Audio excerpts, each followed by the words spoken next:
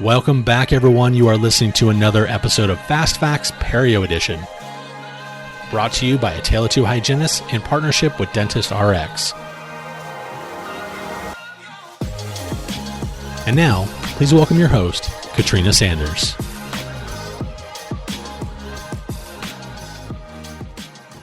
Hello, and welcome to Fast Facts Perio Edition.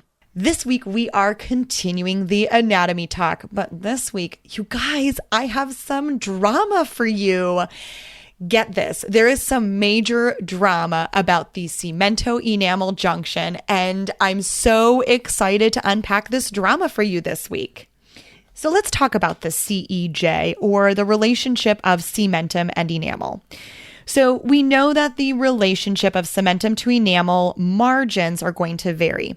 Many of us learned in hygiene school, for example, that in anywhere between 60 to 65% of the population, we're going to see a situation where the cementum overlaps the enamel. In about 30% of our patient population, the cementum and the enamel are going to meet. And when you look at those patients anatomically, those are the patients where you can obviously see that CEJ, right? Versus in some patients where you're like, what am I even looking at here, right? Which leads us to the smallest of our patient population. In about 5 to 10% of our population, the cementum and the enamel will not meet. This is where we're going to see exposure of the dentin.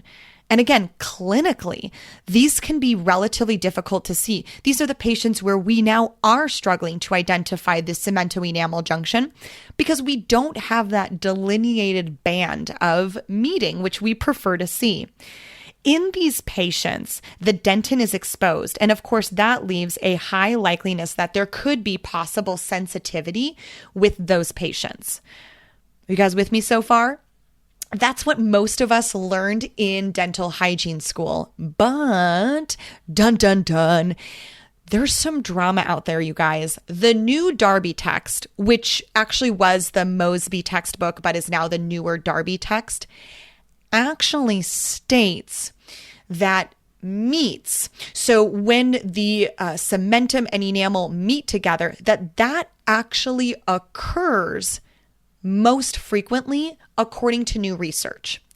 So the current Darby text actually states that 76% of our patient population, we see a meets, where the cementum and the enamel meet. 14% of our population, we see that overlap. And 10% of our patients, we see a gap. Now, I want to share this because although this textbook says one thing, of course, we're always moving back and forth on where the textbook gathers this research from. And the current research that they're looking at is a research study that was done by the Journal of Punjab Academy of Forensic Medicine and Toxicology.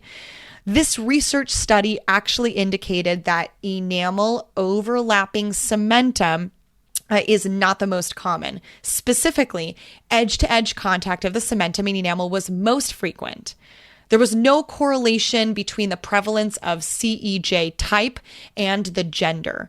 So because of this morphological diversity, there's some call to action within the dental community that we need to be careful about dental interventions in the region of the CEJ because there could be other pathological changes or hypersensitivities of the teeth associated with the CEJ.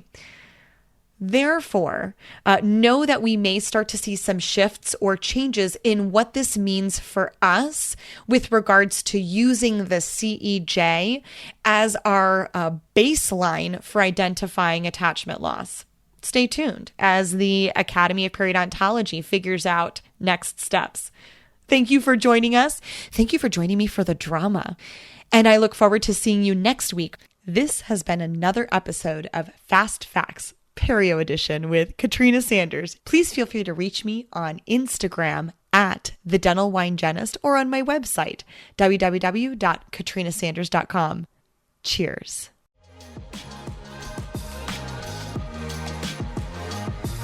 Thank you for listening to another episode of Fast Facts Perio Edition.